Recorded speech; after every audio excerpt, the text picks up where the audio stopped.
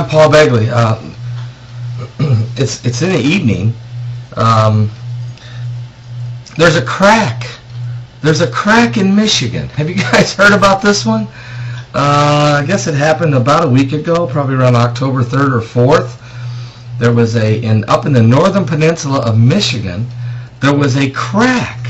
It must have been an earthquake. There's one professor up there who believes it was an earthquake. One second, I'm real thirsty tonight.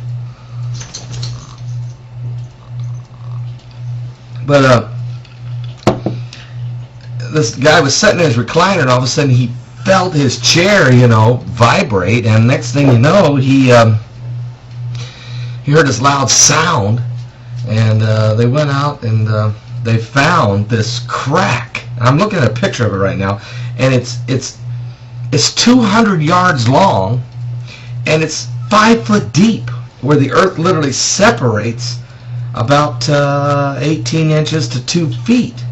So here you go. You got this crack, 2 foot wide, 5 foot deep, for 200 yards, and it's wriggling and wriggling through the woods there. Let me just touch on this a little bit here. Let me read just a portion of this site.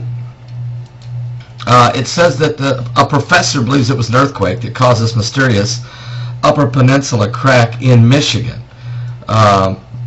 One expert says that this large crack in Michigan's Upper Peninsula is the result of a small earthquake.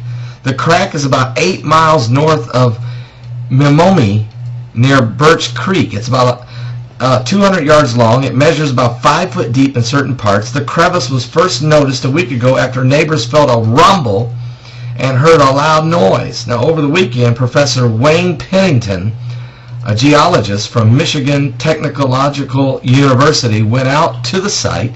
He says that the ridge that forms around the crack suggests the earthquake that was simply too small for the seismographs in the area to even detect. Now let's see if I can get this right. You mean tell me you got these seismographs that have the ability to detect earthquakes, never detected this one? And you got a 200-yard crack, 5 foot deep, 2 foot wide, and you guys didn't feel it?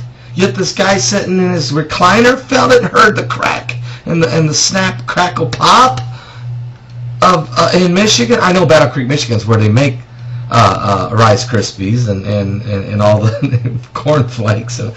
But didn't you guys hear the snap, crackle, pop? I mean, didn't you guys feel it with all that high-tech gear you guys got? Anyway, this 20 feet or so on top of a hard limestone, the limestone must have had a fault in it, and the fault must have moved, said Pennington. It moved. It was a little earthquake, a magnitude of maybe 1 or 2.